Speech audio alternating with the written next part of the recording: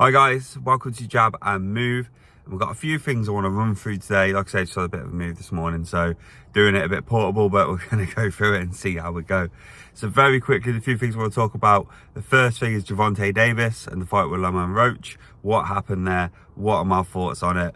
The second one is the big build-up for Ben Eubank Jr. And also, we're going to have a quick look at Jonas versus Price.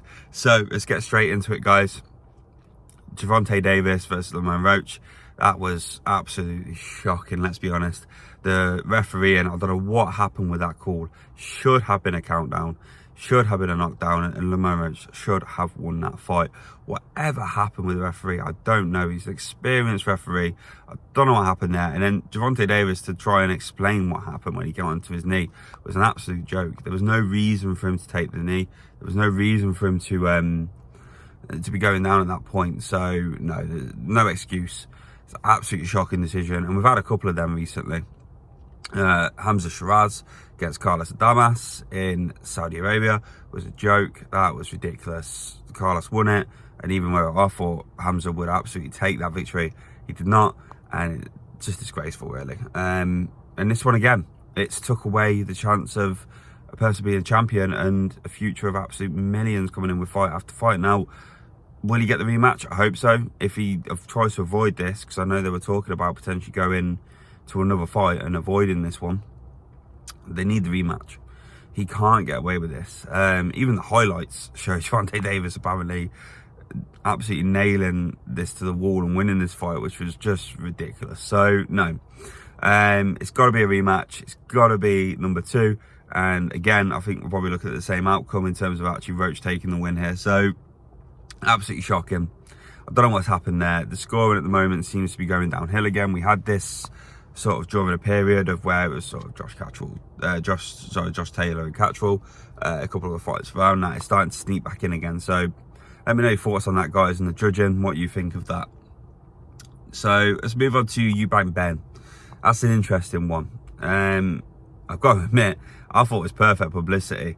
The egg in the face was fantastic, honestly. I know people kick off about it and say it could have blinded him and this and that, and no, I don't think so. I don't think that's the way to look at it. It's fantastic promotion, and we've always said this. If one thing I've always said about Eubank is he's a great publicist.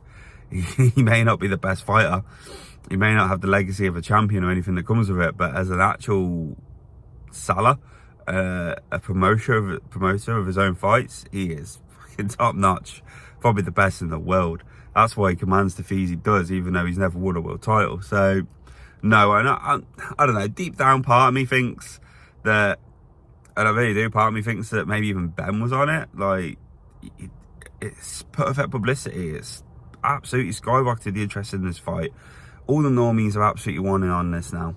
It's only going to increase as the time goes on, and again, absolutely excellent sort of plan ahead. So yeah, whether this fight vomits it, which again is a separate discussion, I'm not so sure myself. This fight is going to absolutely skyrocket in interest now because of that incident and the tour after that, and obviously the press tour and everything after that. So yeah, stroke of genius from Eubank, really. And if Ben was in on it, I wouldn't blame him at all.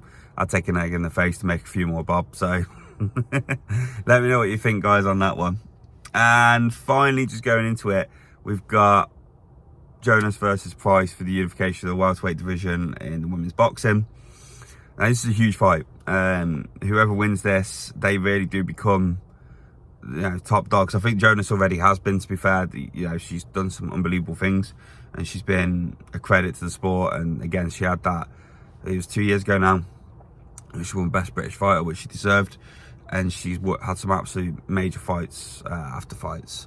But Price is a rising star, and I think her, along with Caroline Dubois, are probably the next big things in women's boxing. So in terms of the big names, we're talking like Taylor Serrano levels and stuff, and like Savannah Marshall, all those guys, all those girls. So yeah, I think it's going to be a huge fight. There's a lot riding on it in terms of what comes after this, and if I'm honest, I would go with My personal feeling is that you don't get either one of them out. I don't think either one of them leaves that ring. I think they both fight till the end, and I think Price wins it on points. And like I said, I want to go. That's where I'm going to go with. That's my personal opinion. I think Price wins it on points, and there will be a rematch because they're both champions. There'll be a rematch clause in there, and we'll see a number 2 fight and see where it goes from there. So let me know your thoughts, guys. Like I said, what's going on with the judging at the moment? Gervonta Davis and Roach is another example of poor judging, and again, Roach got absolutely robbed. Ben Eubank, what do you think? Do you think Ben was actually in on it? And I think it was fantastic promotion, personally. What do you guys reckon? Whether the fight warrants it or not. And Price Jonas, what do we think is going to happen there? Do you think Tasha Jones is going to take it, or is Price going to win? And which one's going to unify the division?